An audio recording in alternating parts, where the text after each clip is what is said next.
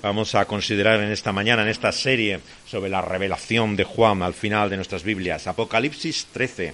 Dice así la palabra de Dios en la visión de la revelación de Juan en Apocalipsis 13. Me paré sobre la arena del mar y vi subir del mar una bestia que tenía 7 cabezas y 10 cuernos, y en sus cuernos 10 diademas. Y ves sobre sus cabezas un nombre blasfemo. Y la bestia que vi era semejante a un leopardo, y sus pies como de oso, y su boca como boca de león. Y el dragón le dio su poder y su trono, y grande autoridad. Vi una de sus cabezas como herida de muerte, pero su herida mortal fue sanada. Y se maravilló toda la tierra en pos de la bestia. Y adoraron al dragón que había dado autoridad a la bestia, y adoraron a la bestia diciendo, ¿quién como la bestia? ¿Y quién podrá luchar contra ella? También se le dio boca que hablaba grandes cosas y blasfemias, y se le dio autoridad para actuar 42 meses. Y abrió su boca en blasfemias contra Dios para blasfemar su nombre, y su tabernáculo, y los que moran en el cielo. Y se le permitió hacer guerra contra los santos y vencerlos. También les dio autoridad sobre toda tribu, pueblo, lengua y nación. Y le adoraron todos los moradores de la tierra, cuyos nombres no estaban escritos en el libro de la vida del Cordero, que fue inmolado sobre el principio del mundo, desde el principio del mundo. Si alguno tiene oído, oiga. Si alguno lleva en cautividad, va en cautividad. Si alguno mata a espada debe ser muerto. Aquí está la paciencia y la fe de los santos. Después vi otra bestia que subía de la tierra y tenía 2 cuernos semejantes a los de un cordero, pero hablaba como un dragón.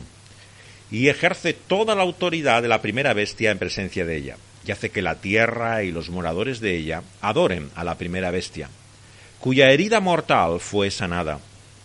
También hace grandes señales, de tal manera que aún hace descender fuego del cielo a la tierra delante de los hombres, y engaña a los moradores de la tierra con las señales que se le ha permitido hacer en presencia de la bestia, mandando a los moradores de la tierra que le hagan imagen a la bestia que tiene la herida de espada, y vivió. Y se le permitió infundir aliento a la imagen de la bestia, para que la imagen hablase e hiciese matar a todo el que no la adorase, y hacía que a todos, pequeños y grandes, ricos y pobres, libres y esclavos, se les pusiese una marca en la mano derecha o en la frente, y que ninguno pudiese comprar ni vender, sino el que tuviese el nombre de la bestia, la marca, el número de su nombre. Aquí hay sabiduría. El que tiene entendimiento, cuente el número de la bestia, pues es número de hombre, y su número es 666. Vamos a orar al Señor, vamos a hablar con Dios. Señor, en este día venimos ante ti en tu palabra, necesitados de tu luz, de tu guía, de tu entendimiento. Señor, creemos que tú hablas y que te has expresado con claridad para que nosotros tengamos una comprensión de quién tú eres y de tu propósito. Por eso, Señor, sabemos que este no es un libro oculto y que tiene la pretensión de confundirnos y dejarnos perplejos, sino que tú tienes algo que decirnos en esta mañana, a cada uno de nosotros, en nuestra situación y circunstancias, desde esta tu palabra eterna, que nos muestra ese propósito, que se centra en la persona de tu Hijo Jesucristo. Señor, revélanos también a Él por medio de esta tu palabra, y que Él sea también quien reciba no solamente nuestra atención, sino nuestro reconocimiento, nuestra obediencia, Señor, nuestra adoración. En su nombre te lo pedimos, en el nombre de tu Hijo, el Señor Jesucristo. Amén. Reconozcámoslo, Apocalipsis no es un libro fácil, y cuando alguno quiere entenderlo o comprenderlo, se encuentra con frecuencia que precisamente al buscar la guía, la dirección, por un lado de comentarios o de maestros que enseñan sobre él, acaba más confuso de lo que estaba al principio. De hecho, a aquellos que somos de letras, como es mi caso, cuando empieza en este pasaje la gente a hacer números, cálculos, sumas, ¿no? De repente uno se encuentra perdido, ¿no? Y quisiera saber algo más, si no de ingeniería, por lo menos de cálculo.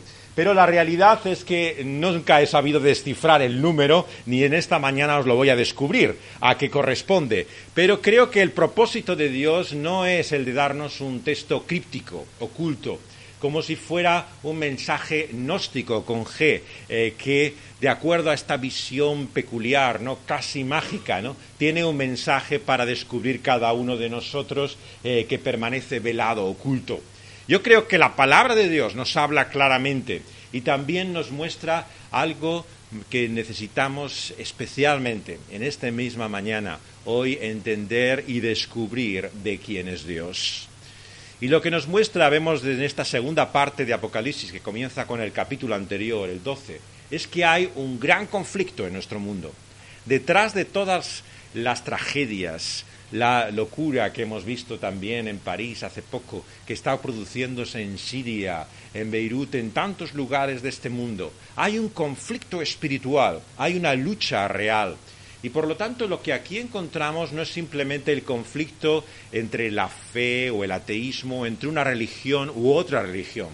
De lo que está hablando es de la lucha entre Cristo y Satanás. Este es realmente el conflicto que aquí se está describiendo. Y vemos cómo en esa lucha y conflicto hay varios elementos.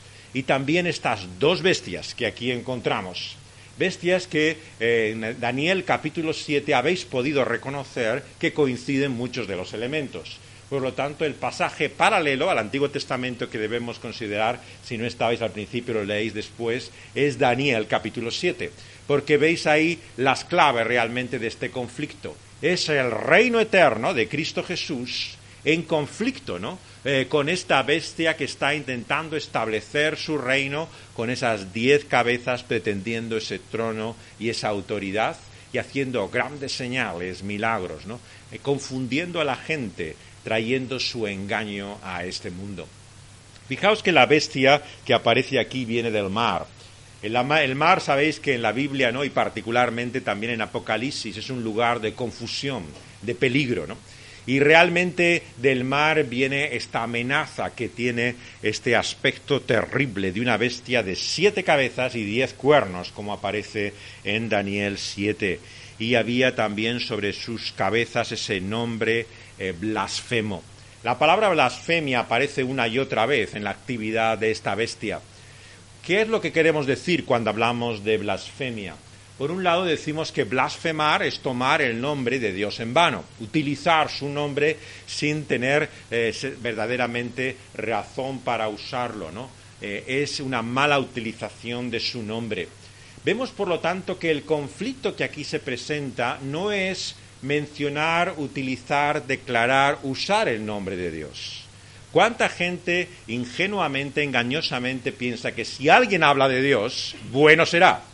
Como si simplemente la mención de ese nombre mágicamente, maravillosamente, yo creo en Dios, ya de repente te coloca, digamos, en un plano espiritual que es positivo, que es admirable. ¿Por qué? Porque hay muchos que sin lugar a dudas no quieren saber nada de ningún Dios. Y entonces la sola mención del nombre de Dios lleva a confusión, lleva a engaño. Pero es precisamente este el tema de este pasaje. Es una advertencia de cómo podemos ser engañados con un lenguaje religioso, por la utilización del nombre de Dios, por la aparición, la apariencia de algo que parece realmente de Dios y no lo es todo lo contrario. Vemos que esta bestia, que es semejante también a un leopardo, sus pies como de oso, su boca como de león, recuerda a alguno de los animales que describe en Daniel 7, se le da también por parte del dragón, la figura del capítulo anterior, poder y autoridad. Es un instrumento de ese dragón que aparece en el capítulo anterior, que se dice claramente que es el diablo y Satanás, la serpiente del principio de la Biblia. O sea, la identificación que se da aquí es el de un instrumento del adversario espiritual, de un instrumento del poder de la oscuridad y de las tinieblas, que aparece en forma de esta bestia. Y esta bestia lo que aspira es a el reconocimiento y la adoración. pero para ello tiene que conseguir el poder. Entonces el poder no es el fin en sí mismo, sino que el poder es el medio por el cual recibe la autoridad, precisamente, esa bestia que hay detrás de él, y que ha sido enviado para el dragón para obtener la atención, para obtener la admiración, el asombro, la alabanza y adoración de aquellos que le reconocen. El poder ha sido una tentación siempre, desde que el mundo es mundo. Y sabemos que cuando Juan escribía estas palabras, sin lugar a dudas pensaba en el poder de su tiempo, el poder romano. Muchos intérpretes, comentaristas de la Biblia nos dicen que este poder, sin duda, estaba detrás de esa figura de la bestia, lo que significaba aquellos césares romanos, ¿no? Sus pretensiones, sobre todo en este momento, ¿no? Que aparecen precisamente tal y como vemos aquí descritos, igual que hay 7 cabezas, había 7 césares en aquel momento que aspiran a la autoridad divina, hacen su culto en templos de adoración como si fueran Dios. Y los cristianos se niegan a hacer ese culto de adoración al César. Y surge la persecución contra la Iglesia. La persecución contra la Iglesia, que es en 2 periodos de la Iglesia primitiva durante el Imperio Romano, se produce el primero, probablemente en la época en la cual está Juan escribiendo, en torno a Nerón, y luego aparecerá un periodo posterior, ¿no?, en torno a Domiciano, que la Iglesia es perseguida, y es las imágenes que conocemos, ¿no?, de tantas películas, historias de cristianos en los circos, llevados a las fieras, trágicamente ejecutados. Son 2 periodos de persecución que se dan en el Imperio Romano y que coinciden también con las pretensiones de divinidad del emperador. El César hasta entonces era un rey que tenía un imperio mundial, pero no pretendía ser un dios. Y cuando el emperador se hace Dios, entonces es cuando los cristianos tienen un conflicto de conciencia. ¿A quién realmente van a reconocer? ¿A Dios y a Cristo como su rey? ¿O el emperador también tiene derecho a ser rey? Y al negarse a hacer el voto, la señal que había de lealtad o de adoración, es cuando empiezan a ser perseguidos los cristianos. Por lo tanto, no seamos ingenuos. Cuando hablamos de la persecución de la Iglesia, no es que de repente un día van a aparecer en la Iglesia y decir, por estar adorando a Dios o a Cristo Jesús, ¿no?, sois dignos de la cárcel, no vais a ser perseguidos. La Iglesia es perseguida por un conflicto de lealtades, de autoridades, nunca simplemente por lo que cree o por lo que busca, sino por aquello en lo que no quiere creer y prestar adoración. O sea, de lo que se trata es de una doble lealtad, ¿no?, que siempre se busca por parte de todas las personas, pero también de los creyentes. Lealtad a cualquier cosa o creencia, pero también a ese poder establecido, que tiene una pretensión absoluta. Ese es el cuadro que aquí encontramos. Lo que busca a esa bestia es la adoración, la lealtad y la rendición total. ¿Y de qué forma lo hace? Lo vemos con esta historia increíble, ¿no?, de una herida mortal que es sanada. Se recupera como resucitando, ¿no?, de la muerte esa bestia. Muchos lo relacionan con una historia que había de Nerón. Nerón también parece ser que creían muerto, siendo enfermo y herido de esa forma definitivamente, y volvió a aparecer, ¿no? Y había muchas leyendas e historias, y él así las alimentó, ¿no?, de que había sido revivido. No sabemos si es esto lo que estaba en la mente de Juan, pero desde luego se trata de una aparición y señal milagrosa, y que tiene que ver también con esa pervivencia, ¿no?, por la cual parece morir, pero vuelve una y otra vez a la vida. La causa es que por medio de esta señal se maravilla toda la tierra, nos dice en el versículo 3, en pos de esa bestia, y le adoran a ese dragón que le había dado autoridad a la bestia. O sea, el propósito de esta bestia es que rindan culto a ese dragón que leemos en el capítulo 12, que es el diablo, que es Satanás. Es el instrumento por el cual le llama la atención. Si queremos decir, es precisamente el medio, ¿no?, en el cual gana de esa manera el asombro para con él. Y le adoran al dragón que le había dado autoridad a esa bestia, y adoran a la bestia diciendo, ¿quién como la bestia? ¿Y quién podrá luchar contra ella? El atributo divino que siempre el diablo desde el principio ha aspirado es la omnipotencia. El poder tener todo el poder, todo el control. exactamente lo que la Biblia nos dice que él no tiene. Desde el principio veíamos el domingo pasado, incluso cuando Job es tocado por el diablo, que pone su mano sobre él para hacerle daño, el diablo mismo, dice Job capítulo 1, tiene que venir delante de Dios y pedir permiso. No puede poner la mano sobre él si así no se lo concede. Todo el cuadro que encontramos en la Biblia es de un Dios soberano, supremo. Toda autoridad o poder le es concedido por Dios a cualquiera que la ejerce, sea terrenal o sea espiritual. Y aquí también lo vemos en nuestro pasaje. Nos dice aquí también que toda la autoridad que han podido recibir estas bestias es otorgada por Dios. Sin embargo, el diablo desde el principio ha pretendido tener mucho más autoridad que esa. ¿Recordáis cómo habla Jesús? Lo hemos leído al principio en el texto de las tentaciones del capítulo 4 del Evangelio de Juan.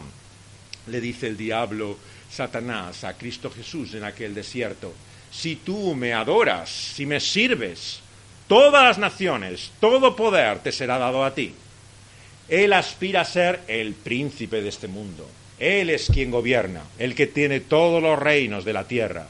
Y por lo tanto el que le sirve le hace la falsa promesa de darle poder y autoridad.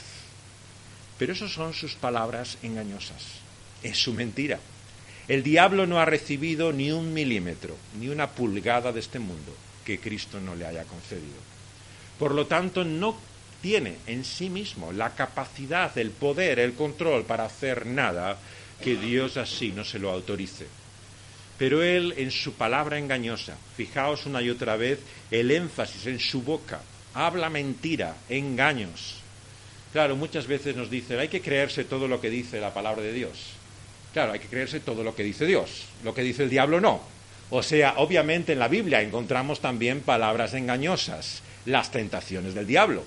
Las tentaciones del diablo son mentiras, engaños que desde Génesis 3 utiliza para la humanidad. Pero quien nos habla es el diablo, no es Dios quien está hablando. Nos está Dios revelando el engaño de las palabras del diablo. Y aquí veis el énfasis en la boca, en cómo seduce, cómo realmente llega a ser confuso y las personas están desorientadas por su boca, por su lengua. Lo que él dice es lo que les lleva por el mal camino y les lleva a la adoración a él. Dice que se le dio una boca que hablaba grandes cosas, blasfemias, nos dice, y se le dio autoridad para actuar por un tiempo limitado, 42 meses. Abrió su boca así en blasfemias contra Dios, para blasfemar su nombre, su tabernáculo, los que moran en el cielo, y se le permite así hacer guerra contra los santos y vencerlos, dándole autoridad sobre tribu, pueblo, lengua y nación, adorándole todos los moradores de la tierra, cuyos nombres están escritos en el libro de la vida del Cordero que fue inmolado desde el principio del mundo. Si alguno tiene oído, oiga. La enorme seducción, el engaño, ¿no? Fijaos bien que está en esas sus palabras mentirosas. Desde el principio es este uno de los títulos de Satanás. Él es el mentiroso desde el principio. No se le puede creer una palabra. Todos son falsas promesas. Desde que apareció en aquel jardín del Edén y le dijo al hombre, así que no puedes comer tú de todo fruto de este árbol. Y le dijo Eva, sí, podemos comer de todo fruto de este árbol, es solamente de uno que no podemos comer. Ah, que no podéis comer de uno, por algo será. Desde el principio el diablo siempre ha tenido ese carácter sutil, tremendamente engañoso, jugando con la realidad y distorsionándola. ¿Cuál es el cuadro que hace desde el principio aquel primer hombre y aquella mujer? Que Dios es el gran represor. Si tú sirves a Dios y le adoras, va a hacer todo lo posible para amargarte la vida. Te va a quitar todo placer, toda satisfacción. Realmente, si tú le sirves a Él, ya puedes renunciar a la vida porque aquí no hay nada que esperar. Él quiere toda la atención para Él. Y por lo tanto, si no quiere que comas de ese fruto prohibido, es porque serás como Él. Podrás discernir el bien y el mal por ti mismo. Ya no vas a necesitar un Dios que te diga cómo tengas que vivir. Tú mismo lo vas a descubrir. Lo vas a experimentar por ti mismos, que es realmente lo que a ti te conviene. es la mentira diabólica desde el principio. Contrapone esa voz de Dios y su palabra, esa guía que nos lleva a la verdadera vida, con las falsas promesas, el engaño, la mentira diabólica de que por nosotros mismos podemos llegar a descubrir lo que es lo mejor para nuestra vida. Y lo hace, fijaos, blasfemando, tomando el nombre de Dios. Es por eso que Santiago dice, bueno, los demonios también creen y tiemblan. No pensemos que haya un especial realmente hecho en que alguien diga que crea en Dios. Los cristianos en esto somos muy ingenuos, y especialmente en un tiempo como este en que tantos dicen no ser creyentes. No, yo no sé, yo soy agnóstico o ateo, ¿no? Yo qué sé si hay un Dios. Y de repente cuando te encuentras a alguien que dice, sí, yo soy creyente, parece como es una luz, ¿no?, en medio de la oscuridad. Alguien que por fin cree, ¿no?, que busca.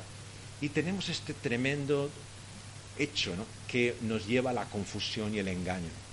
El que alguien te hable en el nombre de Dios no quiere decir absolutamente nada de a quién sirve o adora. La pregunta no es si cree en Dios, sino en qué Dios cree. ¿Cuál es el contenido? ¿Cuál es el sentido de esa fe que dice tiene? Por eso es que hay un peligro evidente cuando en una época como esta, en un continente como en el que estamos, en Europa, la religión está de capa caída, reconozcámoslo. Las iglesias están medio vacías y comparado con el resto de los continentes que nos rodean, realmente no estamos en el mejor momento como iglesias. Por eso la religión se convierte en algo positivo. Si en este mundo en que nadie parece creer o practicar algo, alguien es religioso, ya parece que es especial, es extraordinario.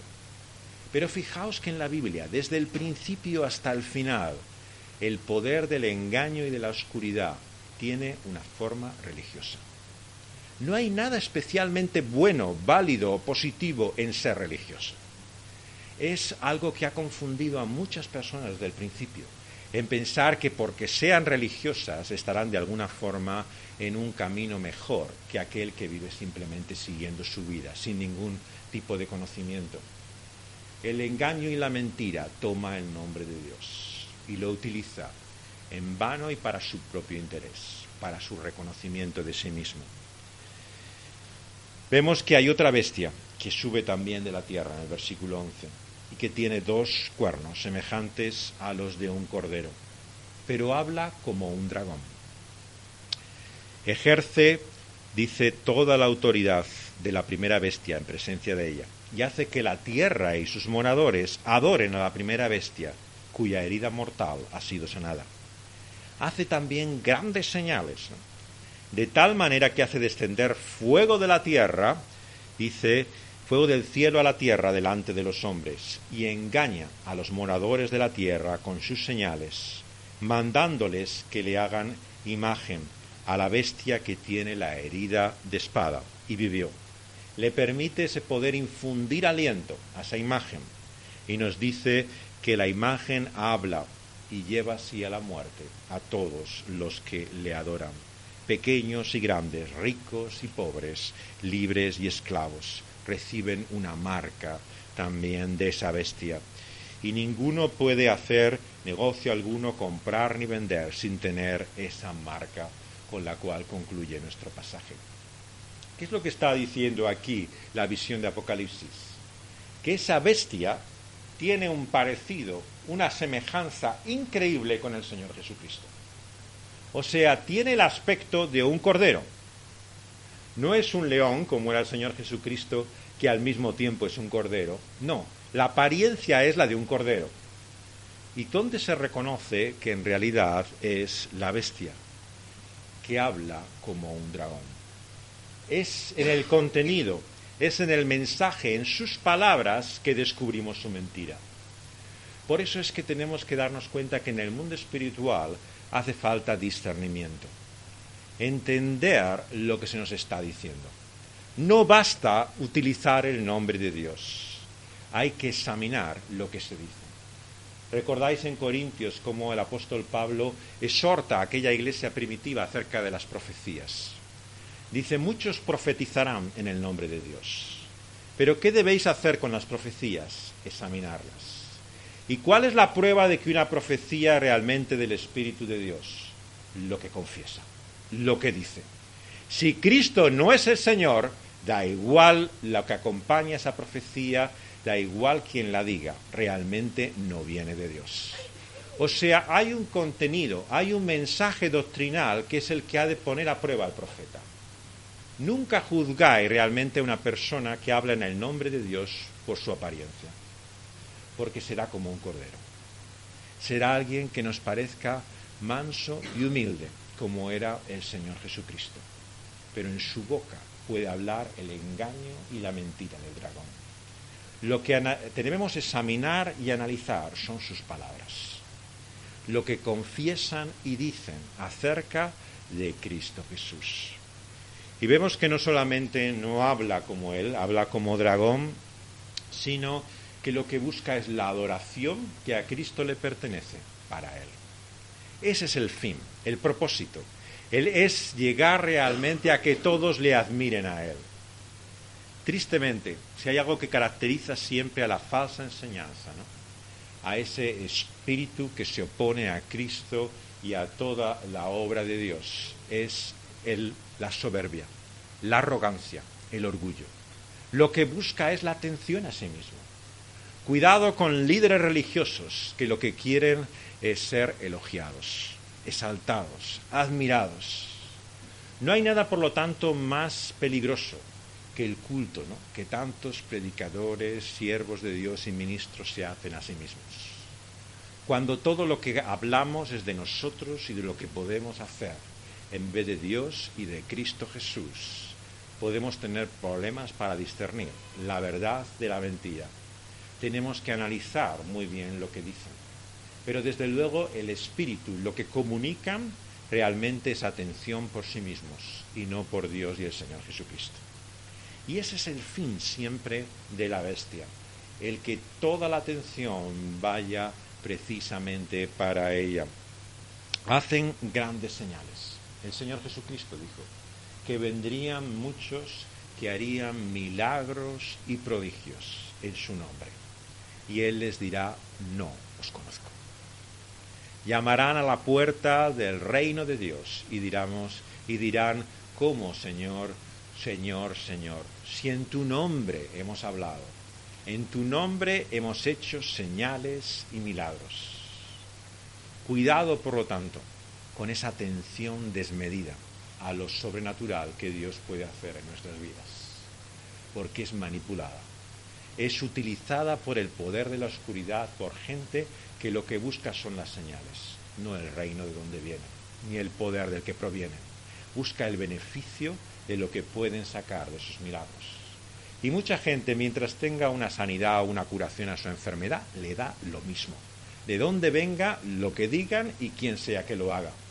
Le interesa el beneficio y no realmente ese Dios al que dicen buscar. Y por eso la palabra de Dios nos exhorta y una y otra vez nos advierte: cuidado con una religión milagrera que está basado simplemente en experimentar algo del poder de Dios, como si el poder mismo fuera la manifestación de la verdad de algo. ¿Qué es lo que Apocalipsis 12 nos dice? El poder por el poder no tiene realmente ningún bien para nosotros. Una religión de poder no es una religión que ni mucho menos nos vaya a llevar en el camino a la vida. Es a lo que aspira el maligno, a lo que aspira ese dragón y la bestia que aquí utiliza, para poder obtener la adoración a la que él busca. Y nos dice así que llega de tal forma a que, creando una imagen de sí mismo, le da como poder a esa imagen. De tal forma que habla y se manifiesta sobrenaturalmente de acuerdo a como si fuera un ser vivo. De esa manera actúa engañosamente y poderosamente. La imagen, claro, nos recuerda al gran conflicto que hay en la época misma de Daniel. Recordáis cómo el emperador levantó una gran imagen, ¿no? Y los amigos de Daniel fueron los únicos que se negaron en postrarse delante de esa imagen. ¿Y qué es lo que recibieron? El horno de fuego. Por eso la palabra de Dios nos dice que ante esa adoración de todos, universal, ¿no?, nos dice que aquel que se resista a ella va en el camino a la muerte. irá en cautividad, será muerto a espada, será destruido. No hay en ningún lugar una promesa en la palabra de Dios de que por servir a Cristo Jesús no vas a encontrar la muerte misma. No vas a ser perseguido. No vas a tener problemas y dificultades hasta tal punto, incluso, ¿no?, que puedes llegar a tener que entregar tu vida. Es así como se muestra una y otra vez con aquellos que se resisten a ese culto, a esa figura que representa a esa bestia que aspira todo el poder, reconocimiento y autoridad. Y nos dice que había pequeños y grandes, ricos y pobres, libres y esclavos, ¿no?, que reciben una marca también. Claro, acabamos de leer también que el Señor Jesucristo ha puesto su marca también en aquellos que son suyos. De lo que se trata es de la imitación de Cristo Jesús. O sea, lo que hace este poder que busca llevar a la oscuridad a todas las personas es imitar lo que Cristo hace. Y lo hace en principio por su propia herida y recobrarse de ella, sobrenaturalmente. Porque ¿qué es lo característico de Cristo? Su muerte y su resurrección. Jesús fue herido de muerte y se levantó de los muertos. Exactamente lo que pretende esta misma bestia hacer, que vemos en primer lugar. Al ser de esa forma herida de muerte y sanada, se presenta como otro Cristo. Alguien que también ha muerto y ha resucitado. Y hace lo que ese Cristo haría.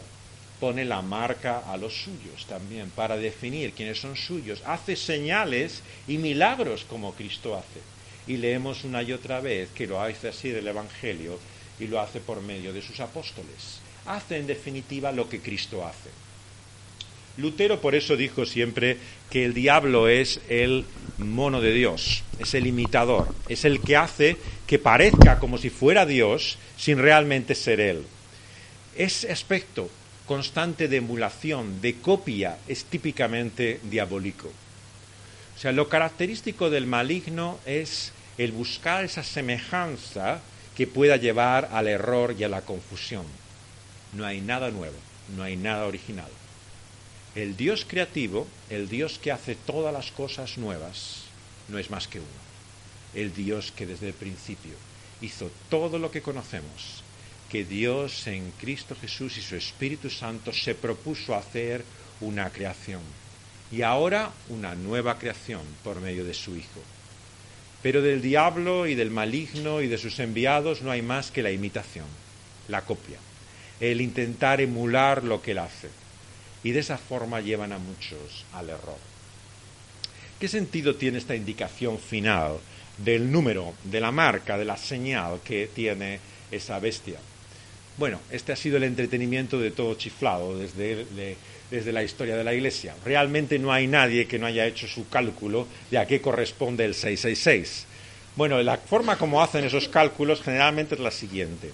Cogen los tres idiomas, toman los tres idiomas que conocemos, digamos, de aquella época, que son el hebreo, el griego y el latín, y empiezan a buscar equivalentes numéricos. Como las letras tenían equivalentes a cifras, lo que hacen es jugar con ellas. Entonces, si no te sirve un idioma, te vas al siguiente, ¿no?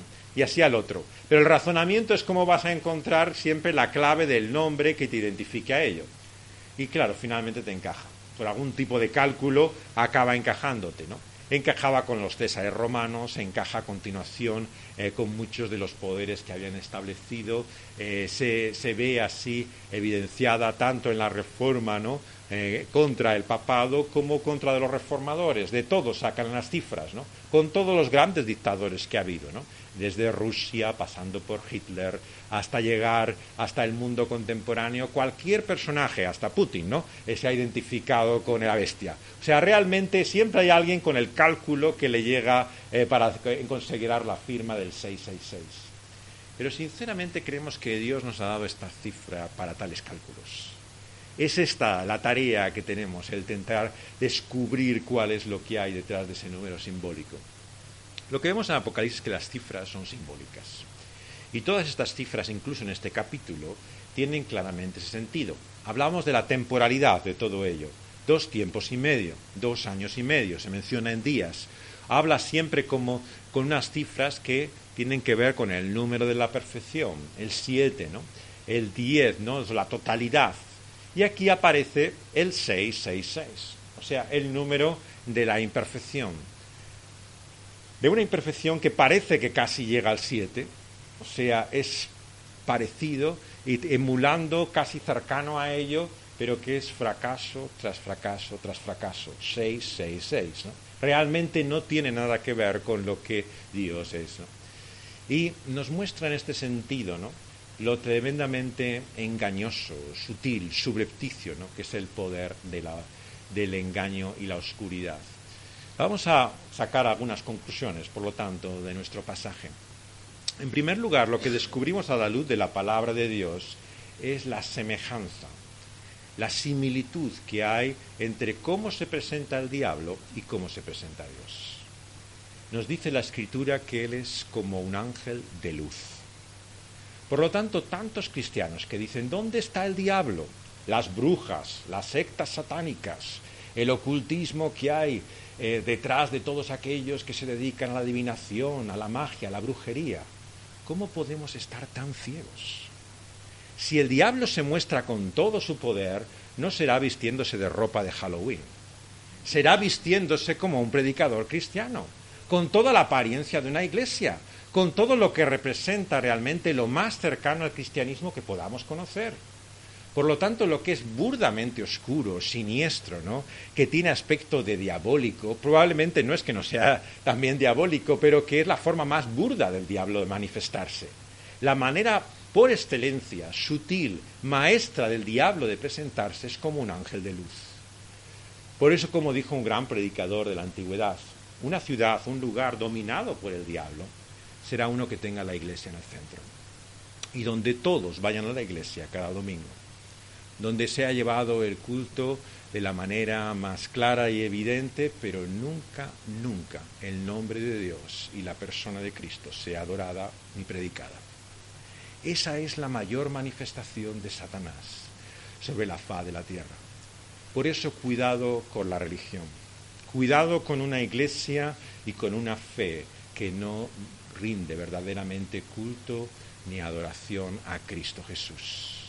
Porque ahí está precisamente el engaño y el error. Cualquiera que nos hable en nombre de Dios, le preguntamos, ¿y qué Dios es ese?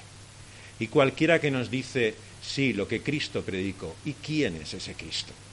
Preguntar y preguntar, hasta saber qué es lo que nos dicen de Dios y de Cristo. Y sabremos si hablan de Dios o hablan todo lo contrario, en contra de Él. En segundo lugar, nuestro pasaje también nos muestra algo más. Que no hay ninguna autoridad, ningún poder, ningún dominio o influencia que sea dado que no venga de Dios. Y esto es algo escandaloso para muchos. Porque, claro, parece la mano sucia de Dios. O sea, Dios utiliza entonces mensajeros, gente que le haga su tarea de confusión. ¿Cómo puede Dios actuar esto? Bueno, solamente pensar en esto te rompe todos los esquemas, ¿no? Pero es lo que Apocalipsis nos está diciendo. No penséis que hay ningún poder o autoridad que realmente le dé la capacidad a la oscuridad, a las tinieblas, al diablo para hacer nada por sí mismo. No está eximiendo de responsabilidad, ni al hombre ni al diablo. Todos habrán de responder delante de Dios por lo que hacen. Lo que muestran es que hay un Dios por encima del diablo y del hombre. Eso es lo que nos está diciendo, que desde el principio solamente hay un Señor y hay un Dios. Y el mensaje, por lo tanto, de este libro es: no temáis, no tengáis miedo, estáis en las manos de Dios. Y por lo tanto, aunque todo parezca que vaya en contra vuestra, fijaos el punto de desolación. Realmente uno se queda sin palabras cuando lee este capítulo, ¿no? O sea, dice que se le permite hacer guerra contra los santos, que vencen, ¿no? Frente a ellos, nos dice, y se le da autoridad sobre toda tribu, sobre toda lengua, sobre todo pueblo, sobre toda nación, y le adoran todos los moradores de la tierra cuyos nombres no estén escritos en el libro de la vida del Cordero, que ha sido inmolado desde el principio del mundo. O sea, hay un reconocimiento universal, total. Por lo tanto, cuando te digan qué iglesia es la verdadera, ¿Qué religión tenemos que seguir? ¿La de la mayoría? O cuidado con las mayorías, porque precisamente lo que la Biblia te dice es que la mayoría no tiene razón. La mayoría puede estar profundamente equivocada, puede servir al poder de la oscuridad. Así que necesitamos discernir su contenido y no basarnos simplemente en su influencia. Pero quien tiene todo el poder y toda la autoridad es Dios. ¿Y cómo se muestra? Precisamente en la forma en que estos, cuyos nombres están escritos en el libro de la vida, no se rinden ni prestan culto a ellos. Son llevados en cautividad, son matados a espada, versículo 10, y ahí está su paciencia o perseverancia, según la traducción que tengamos, y la fe o la fidelidad de los santos. Y sobre ello quiero hablar en tercero y último lugar. Lo que realmente nuestro texto nos muestra es que la característica, la señal, la marca del discipulado cristiano, de aquel que sirve no a Babilonia y a la ciudad de las tinieblas, sino a ese reino de luz que será nuevos cielos y nueva tierra, será en primer lugar la fidelidad, la perseverancia y en segundo lugar la fe que se muestra en esa confianza continua en Dios. Fijaos el énfasis que hace en la perseverancia, en, como dice nuestro texto, la paciencia. Vivimos en un tiempo en que es fácil entusiasmarse por algo, pero rápidamente pasa. Es lo que vemos en la parábola del sembrador. Algunos reciben la semilla, aceptan la palabra y por un tiempo están llenos de ella, están entusiasmados, pero pasa igual que comenzó. Por eso es que en la Iglesia, en la comunidad cristiana, es tan importante la perseverancia. Está muy bien poder conocer y experimentar, sentir a Dios, pero lo que determinará que esa experiencia es genuina será el tiempo, no nos engañemos. Y la realidad por eso es que nadie debe servir en la Iglesia de Dios ni tener una posición de responsabilidad siendo un neófito, alguien que acaba de llegar. En la Iglesia de Dios y en el servicio a Él, el tiempo cuenta. Importa la perseverancia y el tiempo en el cual hemos servido al Señor Jesucristo, porque habrá algunos que vengan ayer y no veremos mañana. Y eso es una realidad que una y otra vez vamos a ver en la Iglesia y en la comunidad cristiana. Y es la manifestación también, fijaos bien, de que somos de Dios. ¿Quiénes son los que están sus nombres escritos en el libro de la vida?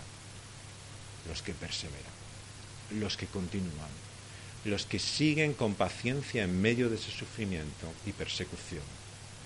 Por lo tanto, si tú estás aquí y allí, después de tantos problemas y dificultades, si seguimos buscando a Dios, reconociéndole y adorándole, a pesar de tantos pecados y tentaciones, es la señal de que realmente Dios ha obrado por nosotros en Cristo Jesús, escribiendo con su propia sangre nuestros nombres en el libro de la vida. La fidelidad, la perseverancia en adorar y servir al Señor en medio de la prueba es una señal evidente de que somos de Dios. Es por esto que los cristianos primitivos en el pasado, sabéis que en el antiguo mundo romano consideraban un privilegio morir en medio de las fieras o ser ejecutado por el poder romano, porque esa muestra de fidelidad, de perseverancia, les daba también seguridad y confianza a ellos de que eran de Dios.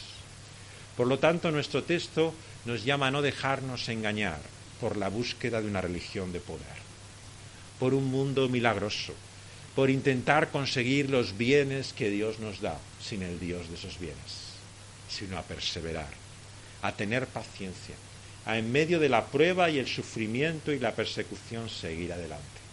Este es el mensaje de Dios para nosotros. Y esa fe se muestra también, como vemos, en esa fidelidad con la cual nos dice nuestro texto, confían también los santos. Ambas cosas van unidas. La paciencia y la perseverancia, sin esa fe y fidelidad, es solamente parte de esa realidad. ¿Por qué? Porque hay personas que por arrogancia se pueden empeñar en una tarea y mantenerse fijos, como de piñón fijo, solemos decir, con una sola idea y se mantienen fieles hasta la muerte con su misma idea. Pero aquí no se trata de ser fieles a tu misma idea. Se trata de confiar en Cristo Jesús. No se trata de una salvación personal que tú mismo realizas por medio de tu obediencia y fidelidad, sino que se trata de la perseverancia y paciencia que viene de la fe, que viene de la confianza de lo que Dios ha hecho en Cristo Jesús. Por eso, si bien hay un llamado al compromiso, a la lealtad, a ser perseverante, al mismo tiempo nos dice que aquel que está su nombre escrito en el libro de la vida confiará hasta el fin de sus días en el Señor Jesucristo, no en sí mismo. Por eso cuidado con alguien cuya religión y cuya fe, sí, reconozca a Dios, siga y persevere en lo que parece el camino de Dios, pero no confíe más que en sí mismo. La verdadera fe siempre se rinde al hecho de que debemos nuestra vida a otro, a Cristo Jesús, que es Él quien nos abrirá las puertas de los cielos, quien nos dará entrada en su reino. Esta es la lucha, la batalla de la fe, no de ninguna otra cosa.